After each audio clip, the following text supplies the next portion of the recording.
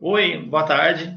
Eu sou o David, sou enfermeira central de quimioterapia do AC Camargo e hoje nós iremos iniciar então mais um webinário. Vamos falar hoje sobre a quimioterapia intraperitoneal hipertérmica. Esse é o segundo encontro que nós realizamos através de uma sequência de eventos que a gente passamos a criar a partir do mês passado, como foi a primeira apresentação. Hoje nós teremos então a presença então de dois convidados, que é o Dr. Alex Barbosa, que é o cirurgião oncológico, e a Cecília Ângelo, que é enfermeira supervisora do Centro Cirúrgico CME, aqui da Central do AC Camargo. Bem, então, para começar, Dr. Alex vai fazer, então, uma apresentação, falar um pouco, então, sobre o procedimento da citorredução, né, sobre a carcinomatose e a HIPEC também. Boa tarde, doutor. Tudo bom, David? Boa tarde. Gostaria de agradecer pelo convite de estar aqui com vocês discutindo um tema tão importante e tão pouco debatido, vamos dizer assim, mas vou tentar ilustrar um pouco do conceito, da aplicação e um pouquinho do resultado oncológico, que, afinal de contas, todos estamos falando de oncologia aqui. Vou compartilhar a tela com vocês, só um segundinho.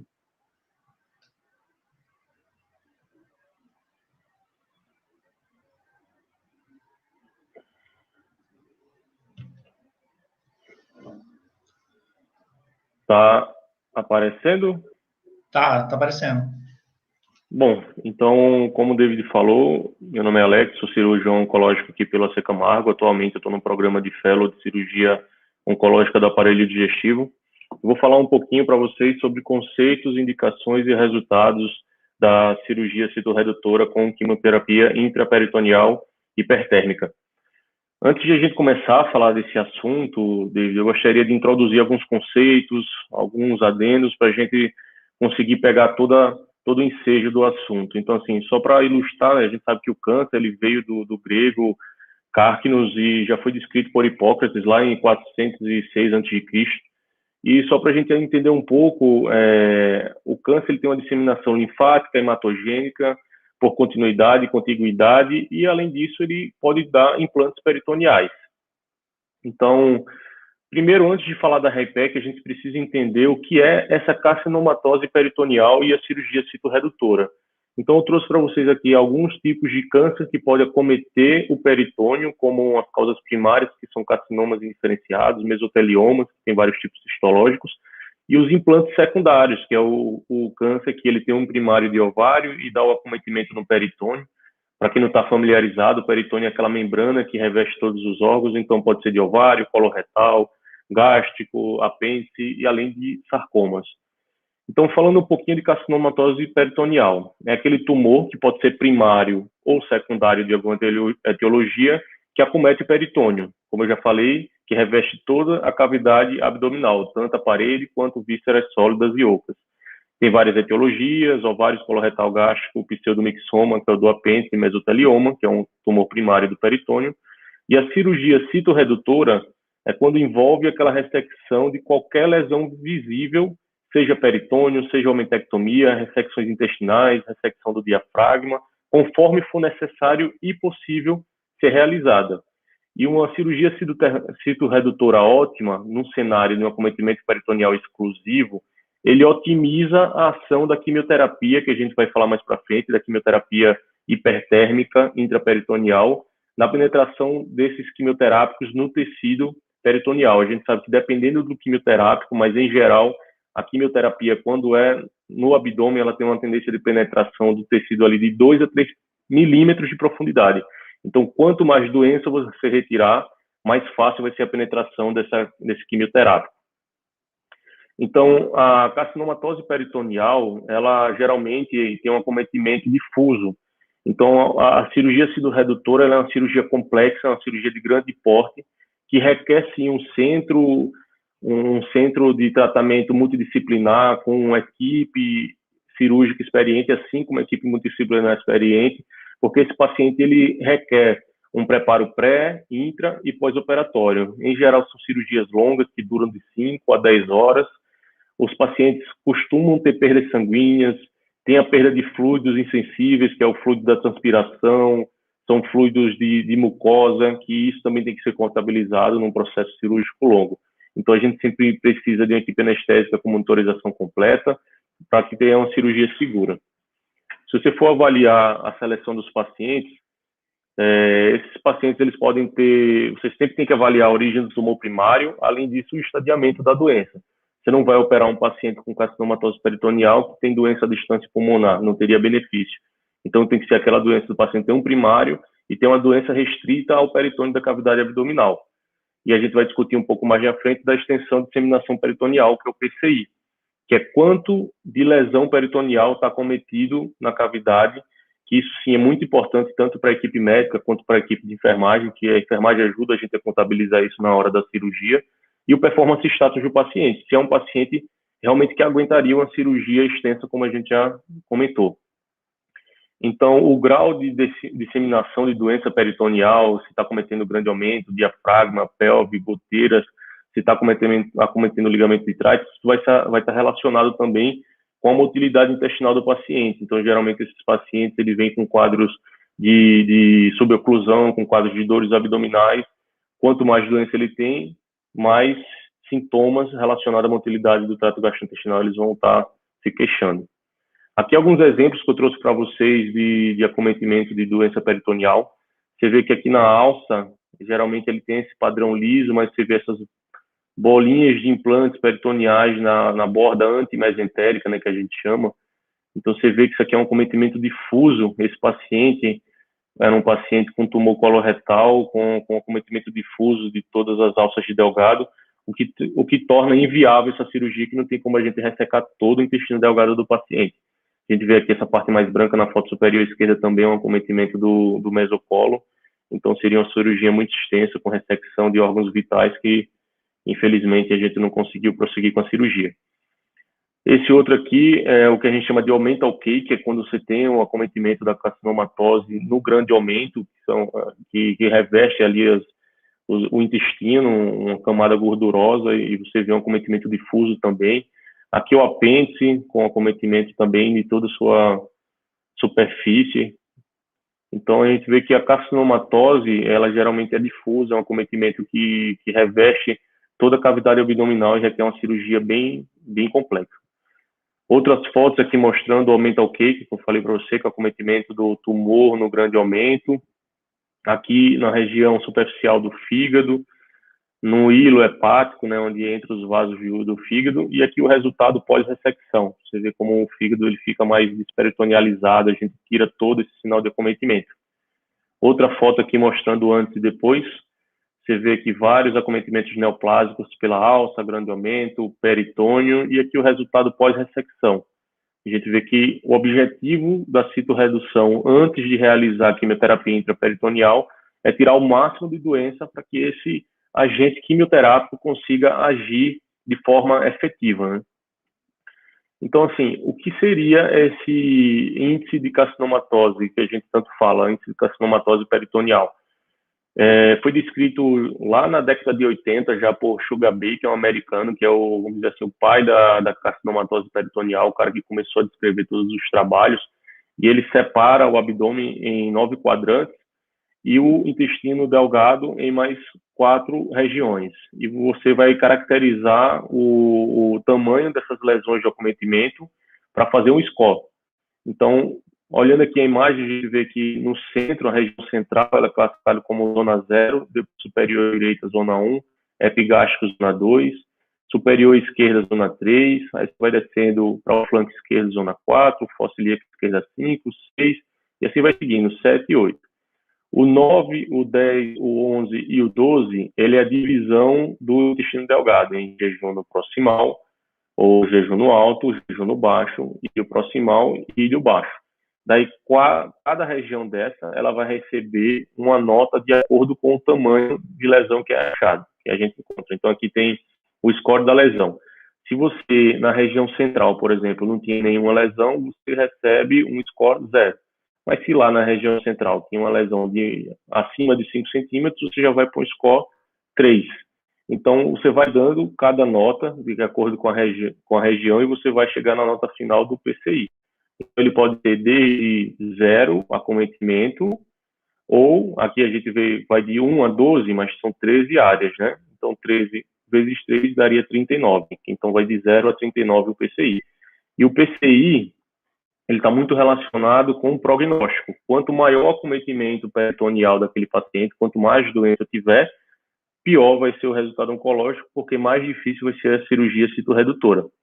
Isso a gente vai evidenciar mais para frente. Outra classificação descrita por Sugar-Baker também é o score. É o que a gente visa na cirurgia, se a gente vai conseguir fazer uma citorredução completa, ou seja, se a gente vai conseguir limpar toda aquela barriga de doença para fazer a quimioterapia. Então, a gente vai ter o CC0, é quando a gente faz a cirurgia e não vê doença macroscópica. Então, assim, é considerado uma cirurgia ótima, completa. Tem o CC1, quando a gente faz a cirurgia e deixa doença menor que 2,5 milímetros. O CC2, que vai de 2,5 milímetros a 2,5 centímetros. E o CC3, que é doença acima de 2,5 centímetros. Então, a completa, a ótima, é aquela CC0. A gente não deixa doença. A incompleta ou subótima são essas lesões que ficam residuais, lesões de 2,5 milímetros, de 2,5 a 2,5 centímetros e acima de 2,5 centímetros ou confluente. Aqui evidenciando o que a gente já discutiu, que quanto maior o índice de carcinomatose, quanto mais doença tiver na barriga do paciente, pior vai ser o desfecho de sobrevida e aumenta a mortalidade de uma cirurgia. Porque se você vai operar aquele paciente que naquele índice que a gente classificou dos quadrantes tiver um PCI de 10, vai ser uma cirurgia mais fácil do ponto de vista técnico de um PCI de 39, que toda a barriga, todo o peritônio está cometido, que vai requerer mais ressecções de vísceras, cirurgia mais longa. Então, o objetivo da gente no tratamento oncológico visa um menor índice de carcinomatose peritoneal, que é o PCI, que vai melhorar o desfecho de sobrevida, porque, querendo ou não, vai ser uma cirurgia menor. Então, a base da citorredução com REPEC, a gente já discutiu, assim, já deu uma pincelada na questão da citorredução completa, que é o nosso objetivo cirúrgico, que é limpar toda a cavidade peritoneal, e agora a gente vai falar um pouco da RIPEC propriamente dita. A RIPEC, ela é aquela quimioterapia local intraperitoneal associado à hipertermia. Então, o termo HIPEC, ela vem de Hyperthermic Intraperitoneal Chemotherapy, que é justamente isso, quimioterapia intraperitoneal hipertérmica, ou seja, em altas temperaturas. Então, isso foi uma técnica desenvolvida na década de 80 por Paul Sugar-Baker, que eu já falei para vocês que é considerado o pai da carcinomatose peritoneal, e desenvolvida no Washington Cancer Institute. E foi lá os primeiros casos que ele descreveu de doença peritoneal tratado com citorredução e quimioterapia intraperitoneal hipertérmica. Então, é um tratamento que consiste em uma quimioterapia dentro da barriga, em contato com as alças aquecida, com ou sem cirurgia citorredutora. Eu coloquei esse adendo porque tem algumas indicações de quimioterapia intraperitoneal aquecida para pacientes no contexto paliativo, para redução de sintomas. Lembra que eu comentei para vocês, quanto mais doença, quanto mais acometimento, menor o trânsito intestinal, menor o peristatismo. Então, esses pacientes, ele tem uma indicação, que é uma indicação para pacientes bem selecionados, com artrite refratária, que pode ser feita. Mas o ideal, o tratamento curativo, é aquela quimioterapia intraperitoneal aquecida com a cirurgia citorredutora. Isso que vai trazer melhores resultados oncológicos. Então, a técnica ela é usada para neoplasias com disseminação peritoneal, que a gente já falou, e a cirurgia citorredutora, ela maximiza esse efeito da quimioterapia intraperitoneal por permitir a melhor penetrância da quimioterapia nos tecidos. A gente vai comentar um pouco mais a parte prática mais para frente. E essa droga citotóxica, essa substância com quimioterápico, ele tende a penetrar ali de 2 a 3 milímetros no tecido. Então, vocês veem que é uma penetração bem superficial. Se a gente deixar a doença, naturalmente, o quimioterápico não vai conseguir agir de forma sistêmica nem local adequadamente. Então, para entender um pouco mais da hipertermia da droga, então você pega a solução quimioterápica, que a gente vai explicar, que pode ser com cisplatina, mitomicina. Cada caso, cada etiologia vai ter um quimioterápico adequado. A gente faz uma solução de 3 a 5 litros e é infundida em uma temperatura de 40 a 43 graus por até 2 horas. Então, imagine esse líquido quente na cavidade abdominal do paciente ali agindo por até 2 horas, o que pode trazer de complicações e de efeitos colaterais.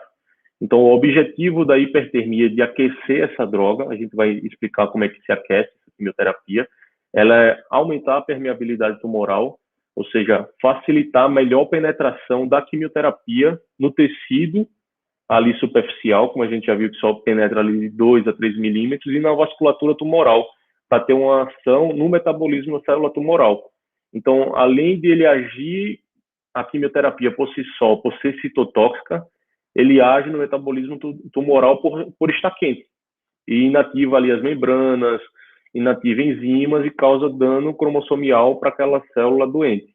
Aqui nos esquemas a gente vê como funciona a cavidade peritoneal, são as células, então o quimioterápico tende a penetrar ali, como eu falei, de 2 a 3 centímetros, depende muito também da droga, e ela vai agir nas células, também vai alcançar a vascularização, tanto do tumor, que é o principal objetivo, mas querendo ou não, também tem um efeito sistêmico no paciente. Então aqui eu só coloquei para vocês entenderem que existem algumas modalidades de infusão da quimioterapia hipertérmica, que pode ser a HIPEC aberta ou fechada, que eu vou comentar um pouco mais, que é o que é mais feito, mas também tem o que a gente chama de PIPAC, que é a quimioterapia pressurizada, que transforma esse líquido, em vez de entrar o líquido, ele entra na forma de aerosol, que ajuda a penetração do tecido. Geralmente ele hoje em dia tem utilização mais no efeito num ambiente mais paliativo, e tem o NIPS, que é uma quimioterapia bidirecional. Enquanto o paciente está recebendo quimioterapia na veia, ele também está recebendo a quimioterapia intraperitoneal. Mas eu vou focar mais realmente na HIPEC, que é o principal, que é o que a gente mais faz hoje em dia. Só um esquema para vocês entenderem aqui um pouco mais da prática. O PIPAC, ele é feito por catéteres videolaparoscópicos, e ele entra pressurizado na cavidade abdominal, que permite mais a dissipação do quimioterápico por toda o peritônio. Você vê aqui que o pessoal está acompanhando por videolaparoscopia, você consegue entrar com pinça para manipular a alça, para posicionar, fazendo com que o quimioterápico seja distribuído igualmente. Mas, como eu disse, hoje em dia o PIPAC está reservado mais para alguns casos restritos, onde você quer fazer um tratamento mais paliativo para controle de sintomas. Então, falando da HIPEC, na prática, como é que a gente faz a HIPEC? Existem duas modalidades. A primeira modalidade descrita foi a modalidade que a gente chama de aberta, que é o coliseu. Hoje em dia a gente não utiliza mais, por motivos óbvios, né? Imagina forma uma panela ali, que é o abdômen do paciente, né? O coliseu nada mais é por esse formato que ele assume, com a droga quimioterápica fervendo a 40 graus. Imagina quanto de vapor na sala, o índice tóxico para os colegas que vão estar ali, para o pessoal de enfermagem, para os cirurgiões, para o anestesista. Mas ela tem algumas vantagens. Em alguns centros, hoje em dia, ela é feita, lógico, com todo o material de segurança, que ela consegue distribuir a quimioterapia pela barriga de forma mais homogênea, porque você vai controlando os órgãos ali e consegue fazer com que todos fiquem banhados, vamos dizer assim, pela quimioterapia. Mas tem esse efeito tóxico. E aqui à direita é a quimioterapia intraperitoneal, que a gente faz aqui no AC Camargo, mais comumente, que é a fechada, que a gente faz a posicionamento desses catéteres, que eu vou explicar para vocês, e fecha o paciente com pontos, a linha abdominal, para com que esse líquido ele seja infundido dentro da barriga e ali fique circulando de forma fechada, pressurizada, de certo modo, ali dentro do abdômen do paciente. Então, para vocês entenderem um pouco mais na prática o que seria essa HIPEC, a gente vai ter uma máquina de bombeamento, que é essa daqui, que tem um reservatório, tem 2 pumps, que esses pumps fazem a mistura da droga com a solução. Existem vários tipos de soluções que são utilizados, dependendo da droga da quimioterapia. Pode ser soro fisiológico, pode ser soro glicosado, pode ser líquido vou falar mais para frente, mas que faz também diálise. Então, tem várias substâncias que podem ser misturadas com quimioterapia. Então, eles são misturados aqui por esses 2 pumps. Eles passam por um aquecedor que vai atingir essa temperatura de 40 a 43 graus e são infundidos no abdômen do paciente. E faz esse ciclo de infusão, daí o líquido passa lá no abdômen do paciente, em seguida ele é aspirado. Aí daí o líquido vem, mistura novamente com a droga, passa pelos pumps no reservatório, aquece de novo. Então fica nesse ciclo de abdômen do paciente, volta, aquece, abdômen do paciente de novo. Então esse é o ciclo da quimioterapia intraperitoneal hipertérmica. E o tempo vai variar de acordo com a indicação da neoplasia primária. Aqui é um caso do hospital. Você vê que, além do posicionamento dos catéteres, é importante você ter uma segurança com o paciente, porque essa droga quimioterápica, ela por si só já é tóxica, e ela aquecida ela é mais tóxica ainda. Então, além da segurança da equipe, de estar com máscara N95, muitas vezes é necessário usar duas luvas, o paciente bem, assim que possível, se for disponível, utilizar esse IOBAN, que é o plástico que protege toda a pele. No final da quimioterapia, no final do tempo da infusão, a gente resseca sempre essa linha que fica em contato principal com a droga quimioterápica. A gente faz a ressecção de toda essa linha de sutura, da pele também, porque geralmente fica uma pele sofrida. Para a gente entender como funciona, são posicionados 5 catéteres, né? O primeiro catéter aqui, mais superior, é o catéter de infusão, onde a substância com a droga quimioterápica vai entrar. E a gente posiciona 3 termômetros no paciente, o superior, o médio e o inferior, para a gente ver se a distribuição do líquido quimioterápico em altas temperaturas está sendo homogênea, se todos os órgãos estão recebendo o tratamento que devem receber. Muitas vezes a gente fica monitorizando esses termômetros, eu vou mostrar na foto mais para cima, mas a gente não consegue atingir uma temperatura ideal em todos os quadrantes. Então, às vezes a gente precisa ficar mexendo no abdômen do paciente para conseguir distribuir toda essa droga por igual. Aqui no meio a gente fica um barômetro. Como a gente vai infundir de 3 a 5 litros intraabdominal, a gente pode causar uma hipertensão intraabdominal.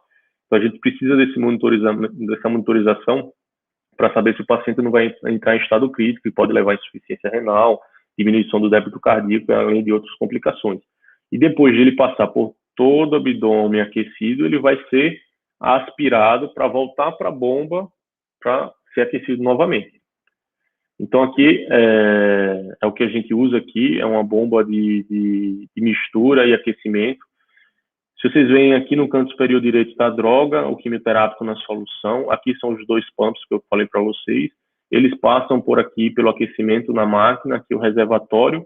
Então, o paciente ele recebe a quimioterapia, ele aspira e vem para a máquina para ser aquecido de novo. Aqui no canto superior dá para ver os termômetros que eu comentei para vocês. Aqui a gente fica monitorizando a temperatura dos termômetros para ver se está na temperatura adequada, ideal do paciente. São as principais drogas utilizadas na quimioterapia intraperitoneal. A gente tem as drogas à base de platina e as drogas que não são platina. Então, a gente vê que tem cisplatina, oxaliplatina, carboplatina, as soluções que devem ser utilizadas, cloreto de sódio, destrose, e aqui são as principais complicações. De todas essas drogas, a principal complicação de todas, assim, no modo geral, é a nefrotoxicidade. Esses pacientes eles tendem a evoluir com insuficiência renal aguda no pós-operatório, que deve ser monitorizada, que na maioria das vezes é reversível. Mas se você for pegar por droga, a cisplatina, ela é a mais nefrotóxica, mas a nefrotoxicidade é a complicação mais comum de todas. A gente também pode ter acometimento com trombocitopenia, na oxaliplatina também é muito comum, náuseas na carboplatina, a mitomicina, doxorubicina também são drogas utilizadas para mesotelioma, para tumores gástricos. Os pacientes eles podem evoluir com neutropenia, porque eu falei, além de atingir aquela superfície ali do peritônio, superfície abdominal, ela também tem uma repercussão sistêmica, então pode dar cardiotoxicidade, polineuropatia, as mesmas complicações que os pacientes têm da quimioterapia venosa, eles podem ter na intraperitoneal por dissipação sistêmica. Lembrando que com essa quimioterapia intraperitoneal, você consegue usar uma concentração local muito maior do que a sistêmica. Essa é a vantagem de você estar adotando essa medida de tratamento.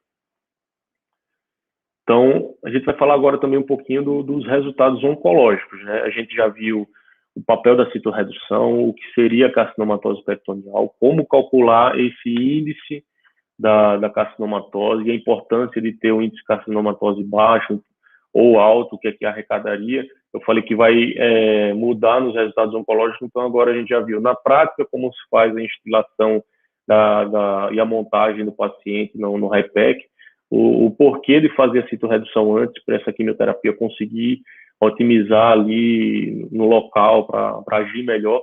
E agora vamos levar os resultados oncológicos. A gente coloretal já foi muito utilizada para ovário, para tumores gástricos e para os tumores primários também do peritônio. Mas o que é que a gente tem de evidência? Aqui é um estudo randomizado, um estudo fase 3, um estudo com uma boa qualidade de evidência, chamado PRODIGY 7. Ele foi publicado agora, atualizado, né, seus resultados agora em janeiro de 2021. Foi um estudo que acompanhou 256 pacientes, 133 pacientes por grupo de citorredução com HIPEC à base de oxaliplatina e 132 pacientes que foi apenas realizado cirurgia citorredutora adequada. Foi um segmento, um follow-up de 63 meses, e ele evidenciou que a sobrevida global mediana foi de 41 meses para o paciente que ele fez cirurgia citorredutora com HIPEC e 41 meses,2 para o paciente que fez apenas cirurgia citorredutora. Ou seja, esse estudo ele derrubou a evidência da quimioterapia intraperitoneal hipertérmica para tumores coloretais. Então, não teve diferença na mortalidade, porém os efeitos adversos do grupo da cirurgia citorredutora com HIPEC foi bem maior. Aqui na curva de Kaplan-Meier, a gente vê a curva dos dois grupos não evidenciando diferença na sobrevida global. Então, esse estudo aqui, ele derrubou o uso da HIPEC no câncer coloretal. Hoje em dia não é mais utilizado. Então, não tem benefício da HIPEC e da adição da HIPEC à citorredução nos cânceres coloretais. Para a gente entender o porquê a gente fazia e hoje em dia a gente não faz mais. Foi esse estudo comparativo. Falando um pouco mais aqui do câncer gástrico, esse estudo CITOCHIP é um estudo que foi publicado em 2019. Ele é um estudo retrospectivo, mas teve propensity score, quando a gente iguala os grupos para resultados, para comparar os grupos nos resultados semelhantes, e a gente viu nos grupos de cirurgia citorredutora com HIPEC, comparado com apenas citorredução, a sobrevida média aqui foi de 18 versus 12 meses. Então, teve uma diferença de 6 meses na sobrevida, com taxa de sobrevida global em 3 e 5 anos, para os grupos de 26% e 19%, os 10% e 6,33%. Aí você pensa, pô, então em estômago, a HIPEC ela é boa, ela aumenta a sobrevida, correto. Aumentou a sobrevida em 6 meses. Porém, qual foi o problema desse estudo? Ele selecionou os pacientes. Então, eram pacientes que eles tinham que ter a cirurgia citorredutora CC0 e o PCI dele, o índice de carcinomatose peritoneal, não podia ser maior que 7. Lembra que eu falei que aquele índice pode ir até 39? Então, imagina que 7 é um pouco de acometimento. Então, os pacientes eles foram muito selecionados. Então, assim, a HIPEC no câncer gástrico tem benefício? Tem. Aqueles pacientes que têm o PCI menor que 7, que faz citorredução completa, aqueles pacientes que foram submetidos à quimioterapia neoadjuvante, e aquele paciente que ele tem uma performance status adequada, porque tem toda a agressão da quimioterapia intraperitoneal. Aqui na Secamargo, a gente faz quimioterapia intraperitoneal para câncer gástrico, e o esquema que a gente mais utiliza é a cisplatina com docetaxel. Então, seguindo, falando um pouco mais. E câncer de ovário? Como é que está o cenário do câncer de ovário? A gente tem esse estudo fase 3, que é um estudo prospectivo, randomizado, foram 245 pacientes, que os pacientes eram submetidos à quimioterapia 3 ciclos, e na avaliação de intervalo eram submetidos à HIPEC. 123 pacientes, eles fizeram apenas cirurgia citorredutora sem HIPEC, e 122 pacientes fizeram citorredução com a HIPEC à base de platina. A sobrevida global mediana dos pacientes foram de 33,9 meses no grupo de cirurgia e 45,7 meses no grupo de cirurgia mais HIPEC. Ou seja, você vê que esse trabalho ele mostrou uma diferença significativa na sobrevida global. A sobrevida livre de recorrência mediana foi de 10 meses no grupo de cirurgia e 14 meses no grupo de cirurgia mais HIPEC. Os pacientes tiveram acompanhamento médio de 4,7 anos. E aí a gente pensa, é um estudo bom, é um estudo que mostrou o benefício da HIPEC, mas a gente vai ver, se a gente analisar todo o estudo, foi um estudo que mostrou que a HIPEC ele traz muito efeito adverso. Seguindo aqui a gente vê aqui que no paciente que fez cirurgia mais HIPEC, os índices de efeitos adversos como infecção do abdominal, ilho, tromboembolismo, complicações pulmonares, náuseas, fístulas, foram todos superiores no grupo que fez a cirurgia com HIPEC. Aqui no AC Camargo, no departamento de oncoginecologia, a gente não indica a HIPEC para os nossos pacientes com câncer de ovário. Tem alguns estudos em andamento, algumas análises preliminares que mostram que não tem diferença na sobrevida, mas existe esse estudo, que é um estudo bom, confiável, e fora, a gente sabe que tem alguns grupos que fazem a citorredução com HIPEC, mas não é a nossa rotina aqui no AC Camargo. Falando um pouco mais sobre a neoplasia primária, né? A gente já viu do câncer coloretal, já viu estômago, já viu ovário, falando um pouco mais de um mesotelioma. O mesotelioma é um tumor primário do peritônio, e esse estudo é um estudo multicêntrico de 401 pacientes, onde 360 conseguiram receber a HIPEC, 12 receberam a EPIC, que é um tipo de HIPEC que você faz adjuvante depois da cirurgia, 7 pacientes no intraoperatório não conseguiram receber a HIPEC, e o PCI, aquele índice de carcinomatose, médio desses pacientes foram de 20. Aí você fala, pô, lá do estômago foi um PCI ideal de 7, aqui de 20, qual a diferença? A gente sabe que esse tipo de neoplasia primária do peritônio, ele não tem uma carcinomatose tão infiltrativa como as lesões originárias de cólon, de estômago e de ovário. Essas lesões, esse mesotelioma, eles são acometimentos mais superficiais, porque é só da membrana que reveste o peritônio, então eles são de mais fáceis ressecções, e a gente é mais, como é que fala, mais permitivo, a gente deixa que, aceita-se um índice de carcinomatose mais alto para esse paciente, se ele aguentar a cirurgia, lógico. E a gente viu que a sobrevida média geral foi de 53 meses para esse paciente, e a taxa de sobrevida em 1, 3 e 5 anos foi de 81, 60 e 47%. Ou seja, em 5 anos, metade dos pacientes que tinham carcinomatose peritoneal por causa do mesotelioma ainda estavam vivos, ou seja, são resultados bons. Então, o mesotelioma primário maligno, ele é uma neoplasia que, mesmo em casos avançados, ele fica confinado à cavidade peritoneal, e esses implantes peritoneais, eles costumam ser superficiais e não invadem tecidos subjacentes profundos, ou seja, você consegue fazer a cirurgia adequada, porque o objetivo de toda a citorredução é você não deixar doença para que o quimioterápico haja. Isso a gente já frisou algumas vezes na aula. E a administração intraperitoneal direta do quimioterápico permite um aumento de várias vezes na concentração do fármaco do peritônio. Isso é todo o conceito que a gente já vai falando, que o quimioterápico intraabdominal ele tem uma ação local muito maior do que o sistêmico, quando trata-se de uma carcinomatose peritoneal. E, por fim, só para a gente falar um pouco das neoplasias apendiculares, tem esse consenso que foi publicado em 2020, é um consenso de Chicago, que ele apoia a citorredução com quimioterapia nas demais etiologias. Eu falo de mais etiologias. O apêndice, ele é um órgão que ele pode ter neoplasias mucinosas, neoplasias de origem de adenocarcinoma, de alto, baixo grau, mas em todos os tipos histológicos, ele apoia fazer a quimioterapia intraperitoneal. Aqui falando do adenocarcinoma apendicular, como eu falei para você, quando você tem uma citorredução completa, esses pacientes em diversos cenários, conforme o centro oncológico, você sempre vai ter a quimioterapia intraperitoneal aconselhada. O IPCT é Intraperitoneal Chemotherapy, então todos os esquemas aqui, em algum formato diferente, eu recebendo quimioterapia sistêmica antes, 3 meses com quimioterapia intraperitoneal e citorredução, mas complementando 3 meses de quimioterapia, não importa o esquema que o centro esteja realizando, ele sempre indica você fazer a quimioterapia intraperitoneal quando você tem uma citorredução completa. Continuando, se a gente for também falar da lesão mucinosa, a gente falou do adenocarcinoma, da lesão mucinosa. Ele também, quando você tem um spread de espalhamento, né, quando você tem um acometimento peritoneal e você tem uma possibilidade de realizar a cirurgia citorredutora ótima, ele também indica para o paciente ser submetido à quimioterapia intraperitoneal. Bom, era isso que eu queria falar, não sei se ficou muito longo, mas um pouquinho de quimioterapia e citorredução. Davi, quer fazer algum comentário? Obrigado, doutor Alex. Na verdade, nós temos assim, algumas perguntas, mas eu acho que fica interessante se a gente fizer no final, tá? A gente consegue fazer você junto com a Cecília. Tudo bem? Lá no final a gente faz algumas perguntas, nós temos algumas perguntas no chat já do YouTube, LinkedIn. Daí a gente deixa para o final, então, tá bom?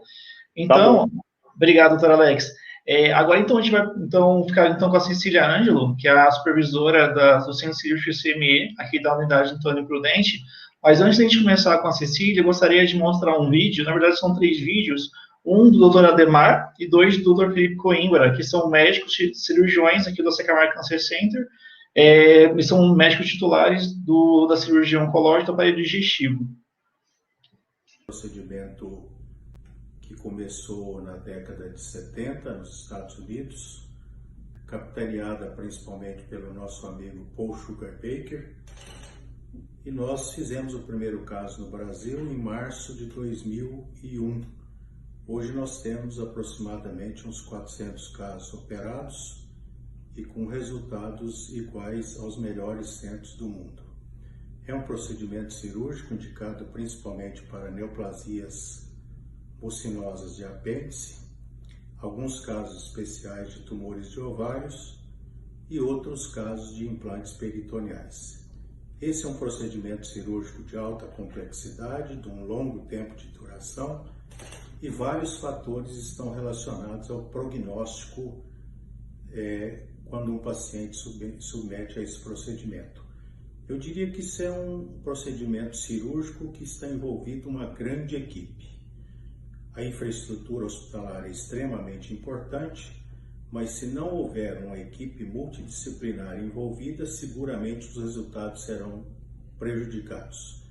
E quando eu falo em equipe multidisciplinar, nós estamos falando em cirurgiões, enfermagem, anestesiologistas, terapia intensiva, nutrição.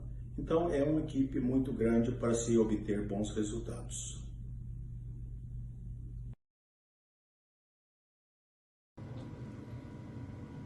Olá, meu nome é Felipe Coimbra, eu sou cirurgião oncológico, diretor do Núcleo de Tumores do Abdômen Superior do AC Camargo Cancer Center, e com muito prazer aqui eu gravo esse vídeo a pedido da Cecília, nossa enfermeira-chefe no centro cirúrgico do hospital, que muito nos honra com esse convite. Então, o primeiro aspecto do que eu gostaria de falar rapidamente é o que é a cirurgia com quimioterapia intraperitoneal hipertérmica. Quais são as características dessa cirurgia? São cirurgias normalmente de alta complexidade em pacientes debilitados com uma doença normalmente bastante avançada e muitas vezes idosos com comorbidades associadas, muitas vezes diabético, hipertenso, idosos ou com outras doenças associadas, e que o segundo ponto é que vão se submeter a uma cirurgia de altíssima complexidade. A gente pode dizer que são cirurgias de alto risco, para cirurgias super longas, vamos dizer assim. Muitas vezes podem ser cirurgias que duram 8 horas, 20 horas, 24 horas, né? Já teve casos mais nossos, inclusive. Cirurgias com alto risco de escara de decúbito, se não tiver o cuidado adequado, com uma equipe muito grande na sala, uma equipe cirúrgica, instrumentadores, anestesistas, com cirurgias de alta complexidade e multiviscerais, muitas vezes, com ressecção de vários órgãos no mesmo procedimento. Então a equipe de enfermagem vai fazer um gerenciamento de todas as equipes na sala. Então, agora vale ressaltar que eu acho que diante de tudo isso, precisa ter um conhecimento de cirurgia, de oncologia, de quimioterapia, de posicionamento, dos equipamentos de alta tecnologia, as inovações que acontecem, e muitas vezes a equipe de enfermagem também tem que se adaptar à realidade local. Então, não só o conhecimento, mas é importante uma experiência como essa de se entender e conhecer a experiência de outros centros de referência. Vale ressaltar que o AC Camargo foi a primeira quimioterapia intraperitoneal na América Latina, pela equipe de cirurgia pélvica aqui do hospital, e a Cecília realmente desde o início a equipe de enfermagem participando disso ativamente. Então, do meu ponto de vista, realmente acho que eu gostaria de ressaltar a importância, eu falo isso para todas as cirurgias, mas eu acho que nesse procedimento é ainda mais importante ressaltar a importância da enfermagem, desde o preparo do paciente. Acho até que deveríamos iniciar consultas de enfermagem, cirurgia de alta complexidade, para explicar, educar o paciente do que vai ser feito, como vai ser o pós-operatório, inclusive, e o intra, que isso facilita bastante a recuperação do paciente, e o controle, gerenciamento e prevenção de riscos, principalmente de decúbito, prevenção de trombose, prevenção de hipotermia ou hipertermia após o procedimento, risco de equipamentos intracorpóreos, né, que são utilizados.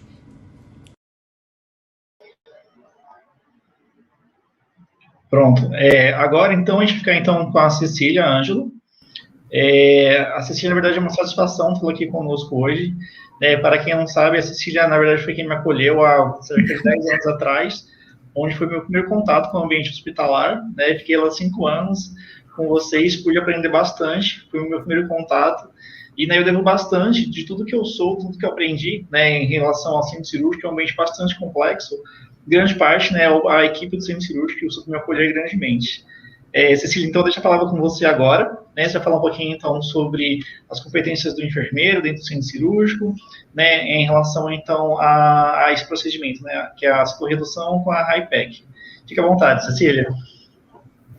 Obrigada, David, Eu vou compartilho aqui a aula, David. Isso. Aqui embaixo tem um compartilhar na parte de baixo. Uhum. Esse sistema aqui eu nunca usei, então vamos lá.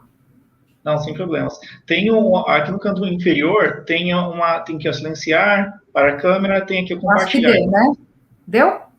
Isso. Agora põe aqui, ó. Eu não vou enxergar, mas acho que é share, Isso. Deu? No azul aqui, ó. Clica no azul. Estão vendo a minha tela, David? Isso. Agora é só maximizar. Já está maximizada para mim. Deu? Para mim aparece da sua área de trabalho. Peraí. Vamos lá. Só um minutinho. É que eu não estou muito adaptada a esse sistema. Agora parou. Eu vou colocar de novo. Só um minutinho.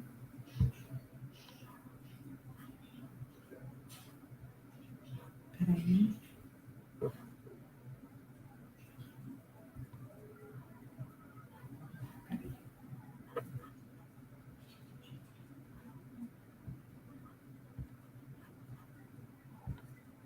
Pronto, espera um pouquinho dele. Já estou. Não, sem problemas. Aqui. A gente está ao vivo e isso acontece. Nossa. Vocês estão conseguindo visualizar? Agora sim. Mas isso. Deu? Só que está aparecendo ainda. Não está aparecendo sua tela inteira ainda. Clica nessa seta aqui no canto da inferior esquerdo. Isso. Não, o outro botão. Aqui? Do lado direito. Não, direito. Aqui? Aí. Ah, tá. Não, saiu. Agora saiu, Só um minutinho.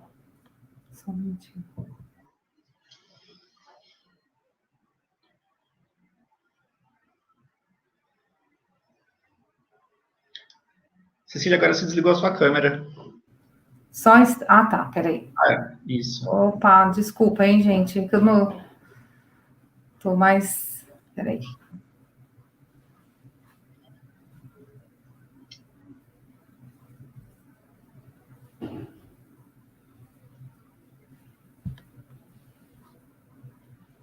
Peraí que eu vou parar de novo. Puxa vida. Só um minutinho, David. Não se preocupe. Qualquer coisa eu entro pelo celular, se for o caso. Peraí.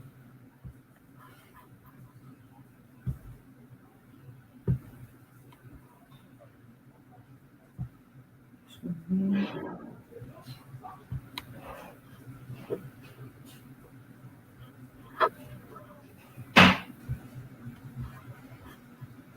É interessante que não está aparecendo. Peraí, deixa eu ver aqui.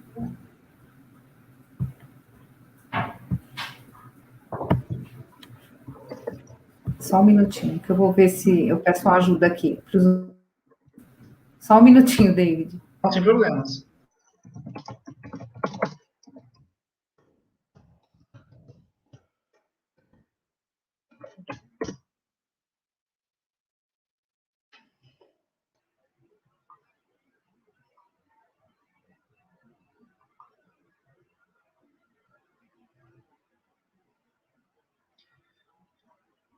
Gente, vamos aguardar só um pouco. A Cecília só está tendo um problema com a transmissão e a gente já retoma já a apresentação.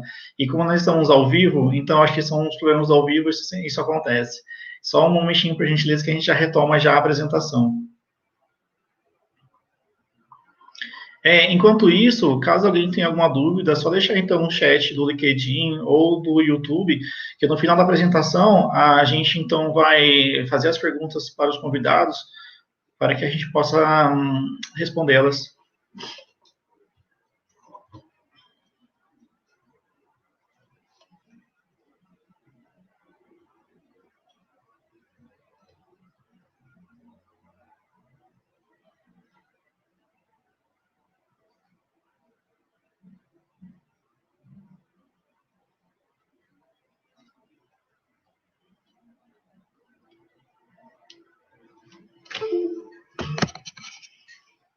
Então, vamos aproveitar, então, este intervalo, né, para passar alguns recados, então, tá?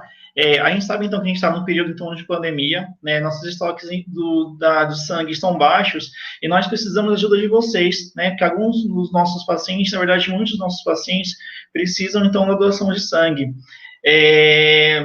E vocês conseguem fazer essa doação aqui em Nossa Camargo, ou até mesmo para quem não é da região, porque até mesmo a gente está transmitindo esse webinar para o Brasil inteiro, mas quem for aqui da região e puder, então, fazer a doação de sangue, aqui em Nossa Camargo nós estamos recebendo, e para fazer a doação, vocês podem entrar em contato, então, pelo telefone, que é o 21895000, através da opção 5, vocês conseguem agendar a doação de sangue de vocês.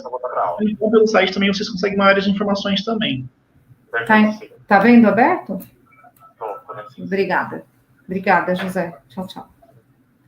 Oi, David, está conseguindo ver agora a aula, pessoal? Aparece, só não está com uma tela cheia, mas aparece. Mas faz assim, César, mantém dessa mesma forma. Isso. Está conseguindo? Tá. Ele não está com tela cheia, mas a gente mantém dessa forma. Não está com a tela cheia? Tá, mas vamos manter dessa forma. Tá dá para ver bem.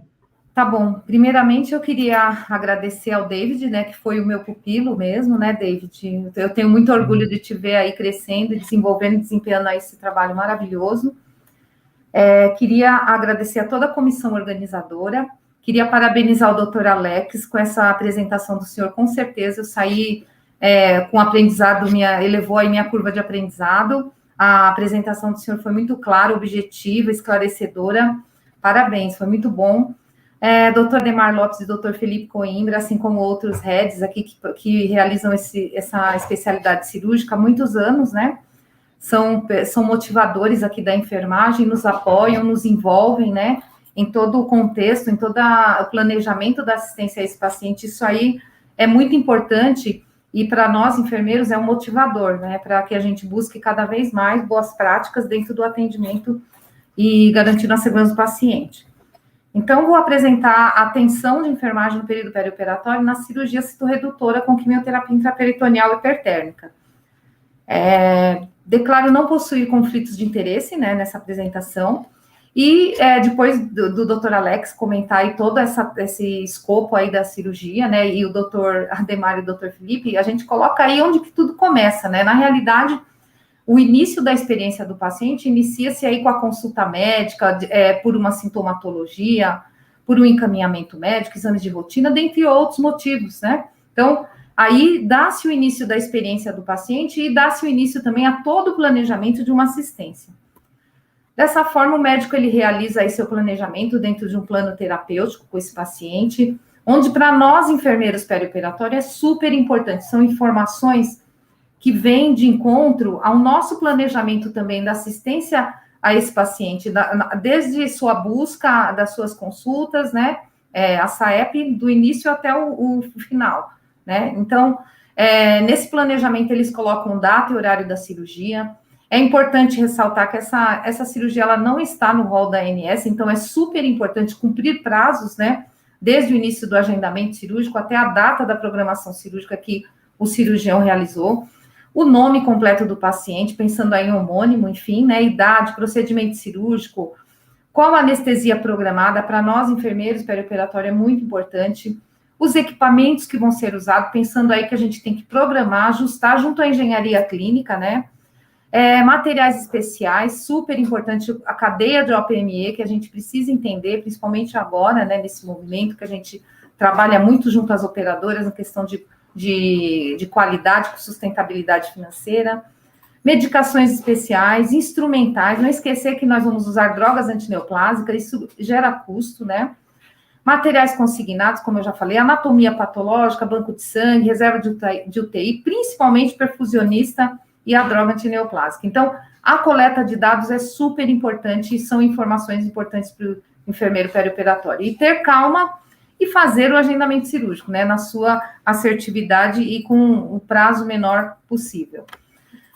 Um dia que antecede a cirurgia, o enfermeiro perioperatório, ele realiza o bate-mapa, né, e ali é onde vai ser realizado todas as confirmações entre as áreas, que são extremamente importantes. Então, quem que participa desse bate-mapa? O enfermeiro do centro cirúrgico, enfermagem da CME, internação, setor de autorizações, agendamento cirúrgico, engenharia clínica, farmácia do centro cirúrgico, central de órtese e próteses materiais consignados especiais, unidade de internação e pré-autorizações. Então, é um time muito grande para dar uma resposta satisfatória e para que o cirurgião venha na data prevista de cirurgia e tudo aconteça da melhor forma possível. E esse bate-mapa é justamente para isso, para que tudo aconteça, para que as confirmações sejam realizadas. Se tiver alguma dúvida ou alguma pergunta, isso tem que ser realizado previamente, para que a gente possa prever e prover materiais. É fundamental que exista esse bate-mapa e, dessa forma, garantir aí um fluxo seguro e uma eficiência operacional. A sistematização da assistência de enfermagem perioperatória, que é a SAEP, né, que é uma ferramenta que o enfermeiro perioperatório ele utiliza todos os dias, né, do início ao fim do processo e do atendimento a esse paciente cirúrgico, né. Então, ela é composta por 5 fases: a visita pré-operatória, o planejamento dessa assistência perioperatória, implementação da assistência, a avaliação da assistência por meio dessa visita, né, pós-operatória, e a reformulação da assistência a ser planejada. É praticamente um PDCA, né? Então, com resultados aí no final do processo, planejamento de ações para melhorias. A nossa sistematização, que é a SAEP aqui no AC Camargo, nós fazemos pelo sistema informatizado, que é o TASI. Então, dentro desse sistema, como vocês podem ver, né, tem todas as etapas da SAEP, né, que é a da admissão, desde a busca desse paciente, né, quando a gente faz o primeiro contato, entende com esse paciente, vê como é que está a condição clínica desse paciente, de acordo com avaliações que eu vou falar aqui em breve aqui para vocês. E aí, né, é avaliação de risco. Esse paciente, ele realiza a busca, ele chega para a gente aqui no centro cirúrgico, né, e é realizada uma avaliação de risco perioperatório. Através dessa avaliação, é onde que nós vamos planejar assistência, prescrever e planejar assistência de enfermagem para um atendimento seguro dentro da sala operatória, junto com o circulante de sala, que é o técnico de enfermagem, e o enfermeiro. Um membro, ele não funciona sem uma equipe não funciona sem um membro. Então, é super importante estar alinhados, todos estarem engajados juntos nessa assistência, né? Então, o que acontece? A gente faz um planejamento através do quê? Nós consultamos a avaliação pré-anestésica, tá? Que nada mais é do que uma análise clínica, né, que foi realizada antecipadamente pelo anestesiologista. Nós avaliamos também a escala de Braden, porque a escala de Braden, na realidade, é um olhar clínico que a unidade de internação já realizou e nos dá esse parecer, esse parâmetro. Obviamente que a gente vai avaliar a condição nutricional desse paciente, a condição clínica, e através disso nós vamos dar um score para essa avaliação. E de acordo com esse score, nós vamos planejar a assistência a esse paciente de baixo, médio e alto nível, né? Alto risco, elencando esse paciente em uma dessas classificações, tá? Então, é super importante o gerenciamento desses riscos, a comunicação do risco e a avaliação do risco. Então, a comunicação é super importante. Dentre toda a equipe multiprofissional, não só a enfermagem, mas sim a equipe cirúrgica, médica e a equipe cirúrgica anestesiologia também. E aí, como o doutor Alex colocou, né, os precursores aí, doutor Sugar Baker, né, que foi lá nos anos 70, que iniciou essa técnica cirúrgica, e doutor Ademar Lopes aí, foi referenciado pelo doutor Paul Sugar Baker, que trouxe essa modalidade cirúrgica para a América Latina, que foi o AC Camargo, foi o precursor nessa técnica, e nós podemos aí desenhar toda uma assistência junto com a experiência trazida aí pelo doutor Ademar, pelo Dr. Sugar Baker. Não vou me aprofundar nessa questão das bases da citorredução, que é essa tríade, porque o doutor Alex já explicou aí bem claramente, objetivamente, de forma aí que a gente acabou até tendo um aprendizado maior, né? Então, o PCI, né, que é o índice de carcinomatose peritoneal, é super importante, né, nós, enfermeiros perioperatórios, entendermos esse PCI e sabermos tudo que o doutor colocou aí de forma clara e objetiva para a gente poder apoiar a equipe, que muitas vezes a equipe cirurgião, ele vai estar em campo. Então, nós vamos ser os pilares, nós vamos poder ajudar, nós que eu digo a enfermagem, né, enfermeiros e técnicos de enfermagem circulantes. Então, todos têm que estar capacitados e orientados com esse documento que se encontra dentro da SAEP, de quimioterapia intraperitoneal dentro do sistema que a gente tem, que nós preenchemos também junto com o cirurgião durante o procedimento cirúrgico. Aqui também ilustrando, como o doutor falou, o que eu queria colocar aqui para vocês à direita, vocês podem ver a temperatura, né? Ela chega até 43 graus. Então, o paciente, lembrando que esse paciente, ele é levado a uma hipotermia no início da cirurgia, né? No início da cirurgia, a equipe da anestesia, ela produz uma hipotermia, depois para ele entrar nessa hipertermia, né, para entrar, né, depois que faz toda a ressecção, para começar a circular a droga antineoplásica junto com o aquecimento da circulação extracorpórea. Então, é super importante ter o controle de temperatura, né, nós temos um protocolo que eu vou mostrar para vocês aí mais para frente, tá? Aqui também, mostrando um pouco, ilustrando o que o doutor já colocou para vocês, né, é super importante a questão do posicionamento, enfim, né. Aqui também a demonstração do circuito de circulação extracorpórea, como o doutor mostrou e ilustrou. Aqui também eu vou ilustrar para vocês um pouquinho do quimioterápico, lembrando, né, que a oxaliplatina, ela é diluída com a solução de glicose e a cisplatina mitomicina com a solução de diálise, se for indicada pelo oncologista clínico, né, pelo oncologista clínico. Lembrando que o enfermeiro, uma das primeiras confirmações que ele realiza é o verificar se essa droga, antes da entrada do paciente, já está prescrita antes de começar o procedimento cirúrgico, tá? Quais as vantagens, né? Ela aumenta o contato do quimioterápico com a superfície peritoneal, ela permite a remoção de células tumorais flutuantes, como o doutor já colocou, e aumenta o desprendimento de células aderidas à superfície, efeito citotóxico direto pela hipertermia, aumenta a permeabilidade das células tumorais aos quimioterápicos e potencializa o efeito de algum deles. Então, ao contrário do que os farmacêuticos nos dizem, porque a gente sabe que a droga antineoplásica, ela desestabiliza a alta temperatura. Nesse caso, ela potencializa, de acordo com o relato de experiência dos grandes cirurgiões que realizaram, que são pioneiros nessa técnica, ela potencializa a ação da droga, tá? Então, e evitar a hipotermia induzida pela quimioterapia intraoperatória, tá? Qual que é a atuação do enfermeiro perioperatório nesta cirurgia tão desafiadora para o enfermeiro? A gente fala aí de cirurgias com altas tecnologias, cirurgia robótica, mas a cirurgia citorredutora com quimioterapia intraperitoneal hipertérmica é um grande desafio na assistência perioperatória para o enfermeiro, né? Então, garantir o uso das EPIs por toda a equipe no momento da circulação da droga antineoplásica, no momento da intubação e extubação, nesse cenário de pandemia que nós estamos hoje de Covid, né, pela Covid-19. Então, é importante utilizar as EPIs, né, que é a máscara N95, no caso da QT, ou da intubação e extubação, avental impermeável, face shield, óculos de proteção, enfim, luvas, né, como o doutor colocou no intraoperatório, mas também estar utilizando luvas para estar manipulando todo esse material. Certificar-se que a exaustão do ar-condicionado ela esteja ligada e funcionando no momento da circulação da droga. Então, é importante eu mudar o fluxo laminar do ar-condicionado no momento da circulação e ter um controle rigoroso do ar-condicionado no centro cirúrgico mensal, quinzenal, como é realizado aqui, entendeu? Então, assistência prestada com base nas normas e rotinas específicas, estão lembrando da RDC número 220 de drogas antineoplásicas, a gente está inteirado nessa RDC, falando em NR32 também, né? Educação continuada e permanente em loco, trabalhar com simulações realísticas, atenção ao mapa cirúrgico, padronizar a montagem de sala operatória, mapa de interferências, né? O Instituto Brasileiro de Segurança do Paciente publicou em 2018.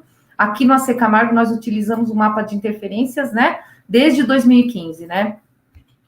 Padronizar também, padronizar uma atuação perianestésica também, ter padrões, ter protocolos delineados, boas práticas, e no posicionamento cirúrgico. Então, a gente sabe que o posicionamento cirúrgico, ele é soberano do cirurgião. O paciente é do cirurgião. Então, mas, é o que eu falei para vocês, é um trabalho de uma equipe multiprofissional. Então, o enfermeiro, ele também está empoderado, né, em olhar clínico, numa avaliação crítica desse paciente, ele está acompanhando a história desse paciente, e ele pode dar subsídios para o cirurgião numa verificação, numa análise corporal desse paciente, enfim. Então, é super respeitar os seus limites anatômicos, né, fisiológicos.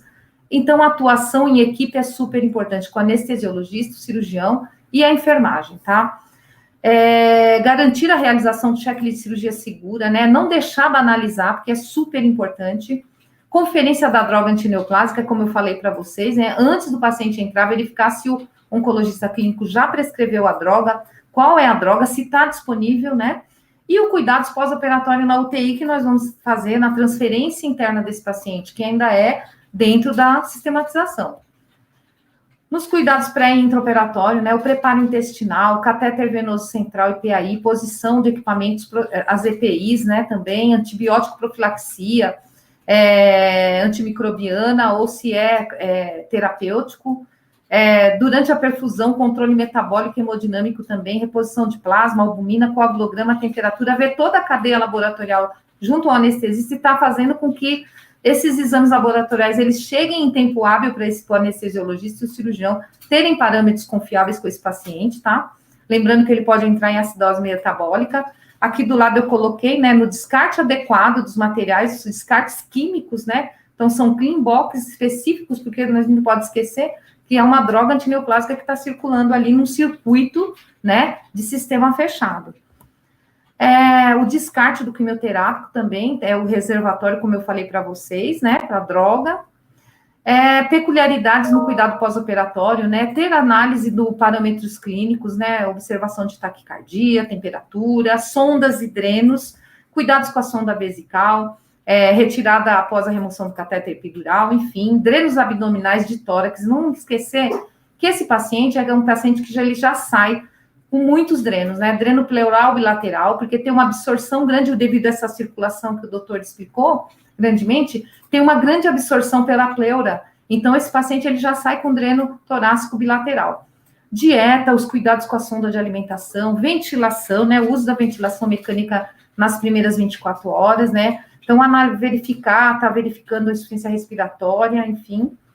Fisioterapia respiratória e motora, exames laboratoriais, dar continuidade nesse controle dos exames laboratoriais junto à terapia intensiva, controle da dor, né, pelo risco de acentuar um possível dano renal, enfim, induzido aí pela quimioterapia, e potencializar o risco de sangramento digestivo. Os anti-inflamatórios também devem ser evitados. Hipersensibilidade, neuropatia periférica aguda exacerbada, né? Então, tá verificando, aqui são fotos de ilustração, né, do procedimento de QT intraperitoneal. Aqui foi uma QT intraperitoneal pediátrica que nós já realizamos aqui no AC Camargo. Então, aqui o momento da retirada da ressecção do tumor pediátrico, tá? Aqui uma criança. E a técnica aberta de Coliseu, como o doutor colocou aí, explicou, né, brilhantemente aí pra gente. Aqui é uma técnica do uso do Portocat para QT pós-operatória, que o doutor falou que às vezes também, né, como vocês observaram, que às vezes esse paciente ele é submetido a uma quimioterapia pós-operatória. Então, aqui, quando coloca, né, são raros os casos, mas a gente já fez o caso de ter que colocar um Portocat abdominal, que é específico para estar realizando no pós-operatório, tá?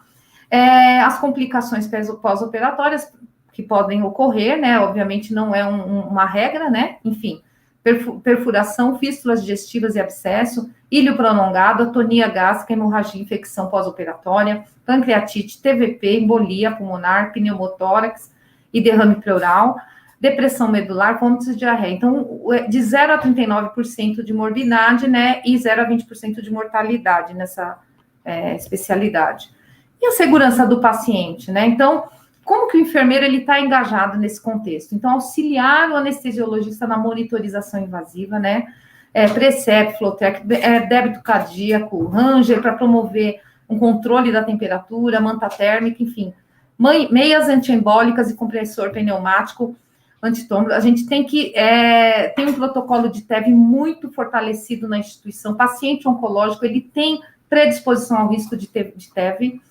Posicionamento cirúrgico, como eu coloquei, ter posicionadores em polímero viscoelástico, películas de silicone aliviadoras de pressão, perfilado, enfim, tudo que for dentro dessa avaliação que eu coloquei para vocês. Termômetro transesofágico intraperitoneal, o doutor ilustrou a inserção dos 3 termômetros. É importante o enfermeiro perioperatório avaliar, prever esse material, né, para que esteja tudo ok. A máquina de circulação extracorpórea junto à engenharia clínica, está validado, calibrado. Solução de diálise peritoneal ou solução de glicose, dependendo da prescrição médica. Reserva e vaga de UTI hemocomponentes, se estão ok. Droga antineoplásica calculada aí. Tem os cálculos com base na superfície corporal desse paciente. A cultura da cirurgia segura, né? É uma cultura que a gente tem que trazer continuamente, né? Então, cumprimento do checklist em suas 3 etapas de cirurgia segura, apoio ao anestesiologista nessas monitorizações e procedimentos todos que a gente realizou, prevenção de TEV, profilaxia mecânica, massageador, meias antiembólicas, controle de temperatura através dos dispositivos, como a gente já colocou, posicionamento, controle hidroeletrolítico, controles intracavitários, que são gases, compressas e agulhas, é super importante, né? Tem o protocolo de retenção de objeto intracavitário, é importantíssimo o enfermeiro estar alerta junto com a equipe, né?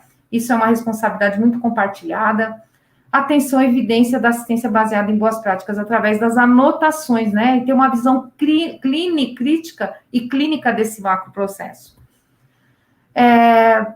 Como que eu faço, né, ainda dentro dos desafios, né, a capacitação da equipe de enfermagem, como que eu faço isso, né? Através de treinamentos, educação permanente, simulações realísticas, né? Trazer evidência no momento da cirurgia, olha, por aqui, vamos por esse caminho, por esse aqui não é o correto, baseado em quê? Em normas, regulamentações, RDCs que norteiam todo esse processo cirúrgico, tá?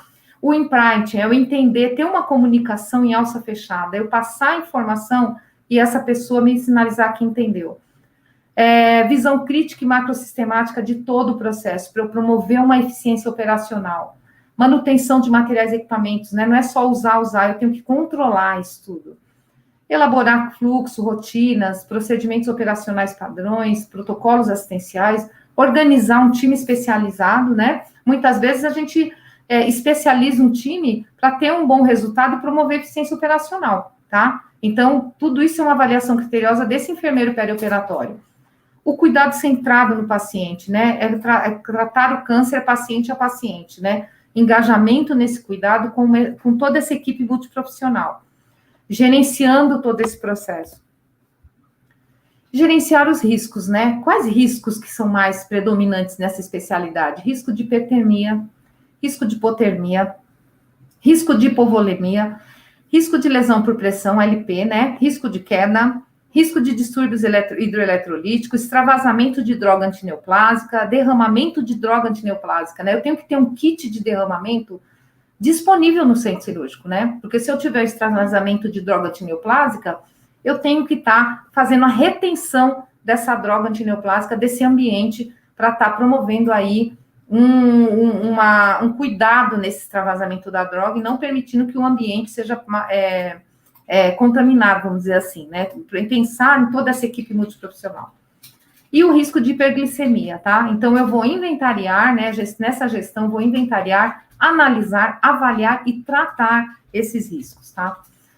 Cirurgia segura salvam vidas, né? Os desafios globais, né? Vindos pela OMS. Então, nós estamos aí no primeiro desafio, no segundo desafio, aí nas equipes cirúrgicas seguras, né? Indicadores da assistência cirúrgica e aí o checklist. Esse aqui é a nossa lista de verificação. Então, a lista de verificação, cada etapa, ela dura menos de 1 minuto para ser realizada. Então, é super importante nós confirmarmos essas etapas. A gente sabe que mais de 200 milhões de vidas são salvas ao ano com essa lista de verificação. Então, é super importante. Então, na primeira etapa, que é o sign-in, nós colocamos aí o protocolo de posicionamento, instrumentais cirúrgicos e esterilização checada. Então, na prevenção de retenção de objeto intracavitário. Na segunda etapa, também um posicionamento confirmado, junto com toda a equipe, né, multiprofissional. E na terceira etapa, todas as contagens das compressas, gases, agulhas, instrumentais, peças de anátomo identificadas e etiquetadas, pensando aí também na questão do posicionamento e da estabilidade desse paciente também. Aqui são alguns dispositivos utilizados e um manual que nós construímos para cada utilização, para cada posicionamento, tá? E os dispositivos de aquecimento intraoperatório que nós utilizamos, manta térmica, o Ranger, que é o aquecedor de fluidos, e o equipamento aquecedor de manta, né? O protocolo de hipotermia, que é o protocolo é validado, né, com um grupo com cirurgiões, com anestesiologista, com a CCIH. E aqui, nesse protocolo de hipotermia e preparo de pele, nós ganhamos aí a certificação já no terceiro ano consecutivo, a certificação Black Diamond pela 3M, tá? Então, nós recebemos aí um prêmio, a premiação máxima no protocolo de controle de temperatura e preparo de pele. E o Dr. Humberto Tornone, né? Então, por que o Dr. Humberto Tornone está aqui? Porque ele foi um dos aprovadores desse documento, que é o SAEP, a Sistematização da Assistência de Enfermagem Perioperatória na Quimioterapia Intraperitoneal.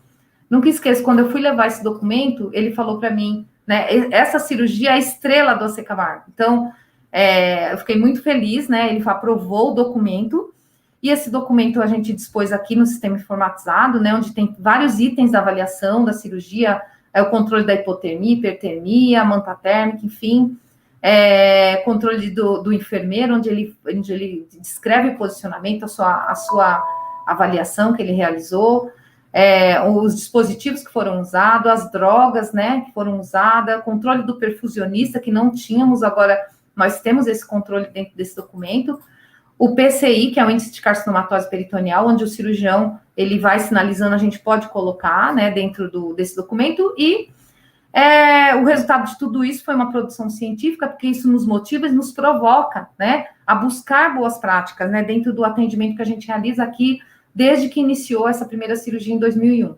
Então, o resultado disso foi uma produção científica internacional, né, da enfermagem, onde nós colocamos aí a performance de toda essa equipe multiprofissional e com a garantia da segurança, né, nessa modalidade cirúrgica e um relato de experiência. E nós podemos colocar, dentro desse documento, nós tiramos relatórios, e esses relatórios, eles vieram trazer aí o resultado dessa produção científica. Então, a mensagem que eu tenho para vocês é de gratidão, e que nós estejamos sempre abertos, né, abertamente para novas ideias, para as novas tecnologias, e para que a gente aprimore boas práticas dentro das tecnologias que a gente tem em prol da segurança do paciente e do cuidado centrado a esse paciente. Então, muito obrigada, espero ter contribuído aí para todos. Obrigado, Cecília, pela excelente apresentação. É muito importante, né? Você falou de diversos ângulos, né? Inclusive até mesmo dos cuidados do estudo perioperatório, o intraoperatório, né? Também pensando nos riscos assistenciais. Mas antes de agora a gente ir para as perguntas, tem um vídeo, né? Um vídeo tem um vídeo, se for rapidinho, né? Não for atrapalhar. Não, é vídeo rapidinho, é um vídeo que foi confeccionado pelos enfermeiros do centro cirúrgico. Daí, se você já puder já transmitir o vídeo.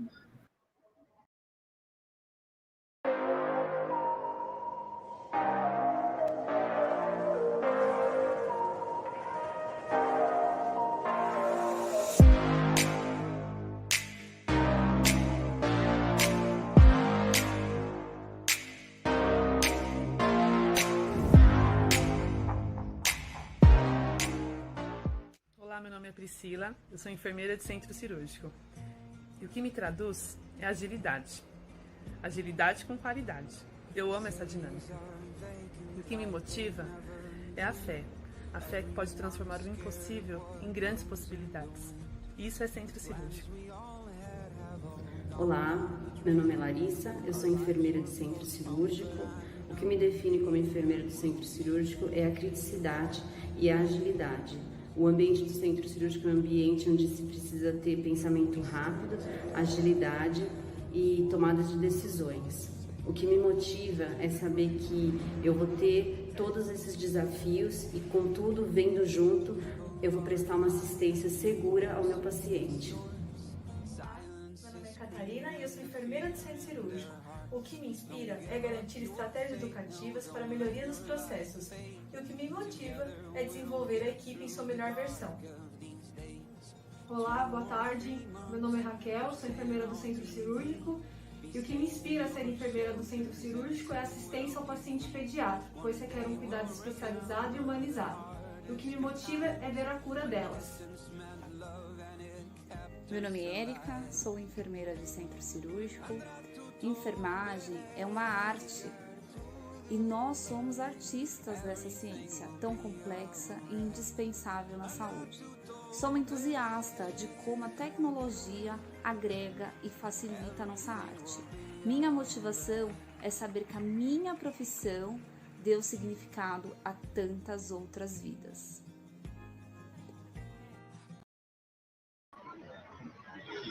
Legal, legal. Bom rever também o pessoal do centro cirúrgico.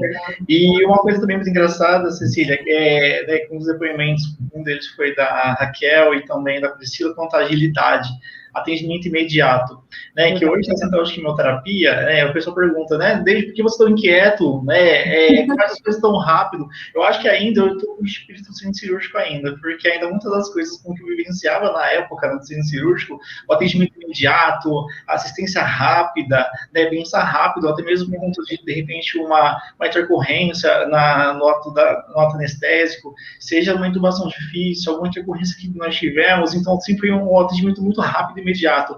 Então, acho que muitas dessas coisas ainda eu trago ainda e o pessoal ainda não entende, mas, mas quem é centro cirúrgico sabe como que é.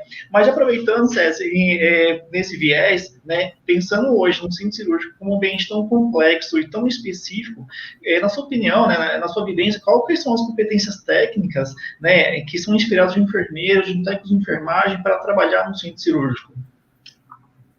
Então, eu posso responder, mas acho que o doutor Alex também até ajuda a gente, né, doutor, com a visão do outro lado, né? Mas eu acho assim, David, um enfermeiro no centro cirúrgico, primeiro, ele tem sempre que estar buscando conhecimento, porque é através do conhecimento, não adianta você ter agilidade, ser rápido, você não vai conseguir uma eficiência operacional se você não tiver conhecimento. Um conhecimento para discutir um caso que seja o médico está precisando de um equipamento, não está disponível, você ter uma tomada de decisão assertiva, pensar também, ter um equilíbrio emocional, pensar que muitas vezes as pessoas estão vulneráveis, porque o centro cirúrgico já é cientificamente comprovado a área mais estressante do hospital, né? Então, já tem relato de publicação sobre isso. Então, por quê? Porque está todo mundo vulnerável, o paciente, ele está ali numa situação crítica, muitas vezes, principalmente no perfil oncológico, né? Então, o paciente está numa situação crítica, você tem que ter tomadas de decisões rápidas, você não pode pensar ou deixar de lado, não. Todo o assunto é importante. É entender que qualquer ponto que tragam para você, o cirurgião, seja o residente, são pontos importantes. Então, não subestimar nada, né? Nenhuma situação, olha, é uma urgência. É trazer esse médico, é entender qual é a urgência. É fazer uma análise clínica ali junto com o médico, para entender, até para você providenciar esse atendimento, né, e dar o melhor para esse paciente, junto com os médicos. Então, eu acho que o conhecimento para nos trazer eficiência operacional é fundamental. É fundamental.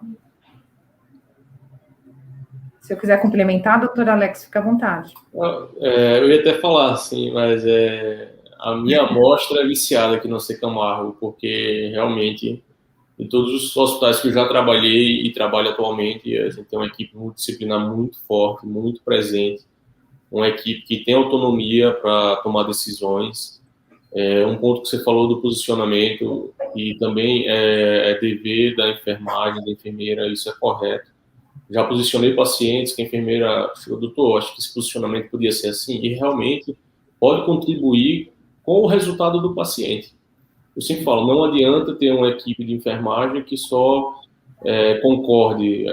Você contrapor uma opinião não quer dizer que você não está querendo o melhor para o paciente, mas de repente não é um ponto de vista que o colega cirurgião está tendo naquele momento, e é sim importante a opinião de todo mundo. Então, como você falou, tem que escutar todos, tem que saber que o mínimo detalhe ali pode resultar em um desfecho favorável para o paciente. E a equipe aqui ela é muito boa mesmo. é muito boa, tanto enfermeira como nutri, como fono. O pessoal é muito ativo, muito bem embasado, então realmente eu agradeço por ter tido a oportunidade de participar de um centro multidisciplinar e poder levar essa experiência para fora também. E às vezes as pessoas não têm essa visão. Perfeito. Obrigado. Doutor Alex, pensando agora no prognóstico e no ganho de vida, o que mudou, né, desde a primeira técnica, se não me engano, me corrija se eu estiver errado, que foi realizada em 1995 por Paul Sugarbaker, né, o que mudou de 1995 para hoje em relação à técnica e o prognóstico do paciente, o ganho de vida? Houve uma mudança grande de decorrência do tempo? Perfeito, Davi. Na verdade, essa técnica ela já começou a ser descrita na década de 70 e os primeiros casos foram descritos na década de 1980, lá por Paul Sugarbaker. E inicialmente teve muita evolução, né? A medicina ela constantemente vem evoluindo. Então, além da preparação das drogas, que hoje em dia é diferente, quanto a gente hoje em dia antigamente só usava cisplatina, doxorubicina, hoje em dia a gente tem uma ampla variedade de drogas tanto à base de platina, quanto a drogas não à base de platina. Então, a quimioterapia evoluiu, os cuidados com o paciente, os cuidados de UTI, são fundamentais para um desfecho bom do paciente. Enquanto hoje em dia a gente tem profissionais super especializados no cuidado pós-operatório na terapia intensiva, há 20, 30 anos a gente não tinha isso à nossa disposição. Além de toda aquela monitorização intraoperatória que a Cecília comentou, como o Fortrek, ou uma monitorização invasiva, isso tudo contribui para uma cirurgia segura, para bons resultados de sobrevida e desfecho do paciente. Perfeito. E existe alguma contraindicação para a técnica, seja pelas condições clínicas do paciente, pelo ECOG dele, alguma intolerância, eu não diria pela medicação, até mesmo porque nós temos uma variedade, né, que dá para ser substituída, mas existe alguma contraindicação de realizar HIPEC quando o paciente já tem a carcinomatose, mas o paciente não é viável para aquele procedimento e não pode fazer?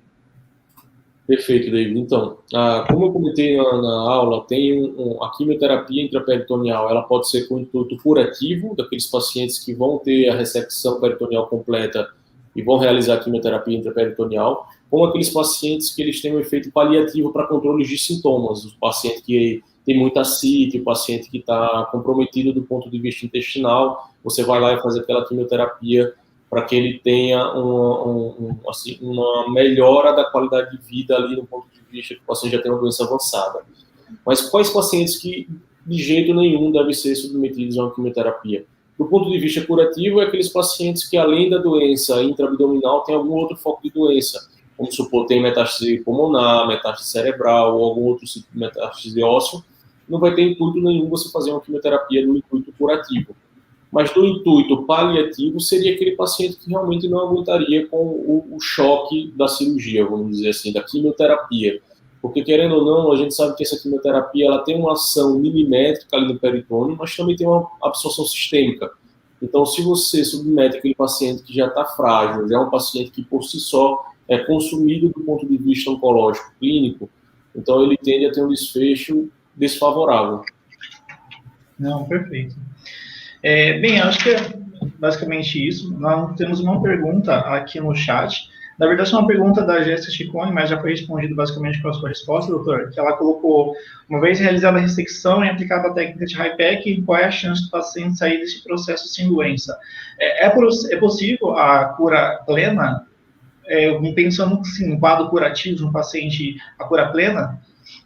Sim, é possível. A gente já sabe, a HIPEC em si, a indicação já é para casos avançados, então isso já tira uma gama de pacientes aí do intuito de curativo total. Mas tem pacientes que eu acompanho, tenho 4 anos aqui na instituição, que eles estão do ponto de vista curado. E então, a paciente a mãe de uma colega da oncologia clínica, ela tinha um mesotelioma, foi operado, mas tudo depende do quê? O desfecho do paciente oncológico depende do índice de carcinomatose que o paciente se encontra. Era uma paciente que tinha um índice de carcinomatose peritoneal, aquele PCI que a gente comentou, baixo. Ela tinha um índice de 5. Então, era doença localizada na cúpula diafragmática direita. Uma paciente, inclusive, do Dr. Samuel, que é o head aqui da coloretal. A gente fez a ressecção com quimioterapia intraperitoneal e essa paciente já está 4 anos sem evidência nenhuma de doença, e acredito que não vai voltar. Não, perfeito. Se fazer uma pergunta, doutor, tem uma técnica da HIPEC, que é a BANC, né, que é a Bidirectional Advanced Normagnetic Chemotherapy, que é utilizada a HIPEC, só que não é utilizado a hipertermia, né, não é utilizado de forma a aquecer a medicação. Essa técnica, ela é empregada, né, de alguma forma, ou foi só uma teoria que não deu certo, que a hipertérmica tem uma resposta melhor? David, eu confesso que eu nunca vi essa técnica sendo utilizada, não sei se o AC Camargo já utilizou, se Cecília tem mais tempo de falar, mas aqui no AC Camargo todas as técnicas implementadas são a hipertérmica, porque o princípio da hipertérmica já veio lá na década de 70 e a gente continuou utilizando ela pela ação hipertérmica da droga, do aquecimento da droga com a citotoxicidade unidas, ela traz resultado um desfecho oncológico muito bom para o paciente. Então, assim, o intuito de você administrar a droga ali por si só, sem o aquecimento, eu não vejo muita lógica se você não vai conseguir penetrar no tecido adequadamente. Então, assim, eu posso depois dar uma lida e mando um e-mail para você, mas eu desconheço esse uso dessa técnica, pelo menos aqui na instituição. Se a Cecília quiser comentar algo.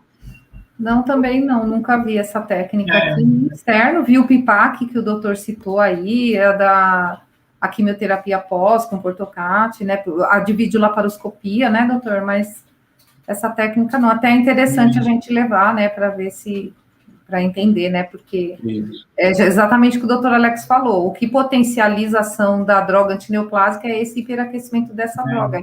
A quimioterapia, o nome já diz, né, doutor, é quimioterapia intraperitoneal hipertérmica, né, mas enfim, eu acho que tudo é válido, né, principalmente falando de aprendizado, né.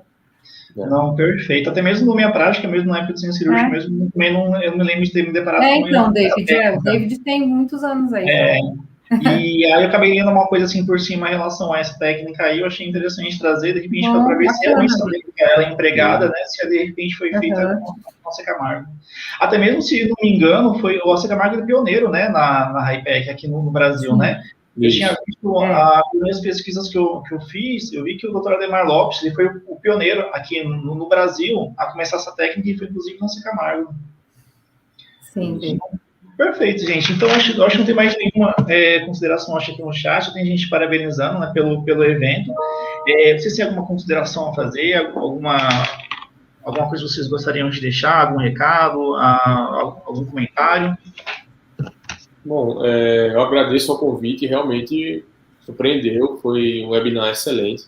Eu acho que é um assunto pouco conhecido, que as pessoas muitas vezes negligenciam, achando que é coisa, não, isso é coisa de outro mundo, não é feito, mas não, é uma realidade dos centros de tratamento oncológico, e eu acho que o médico, o enfermeiro, é fundamental no resultado desse paciente. Se você não tem uma equipe de enfermagem adequada, preparada para esse procedimento, às vezes é melhor você encaminhar o paciente para um centro oncológico que tem uma experiência. E parabéns, David, por trazer esse assunto à tona.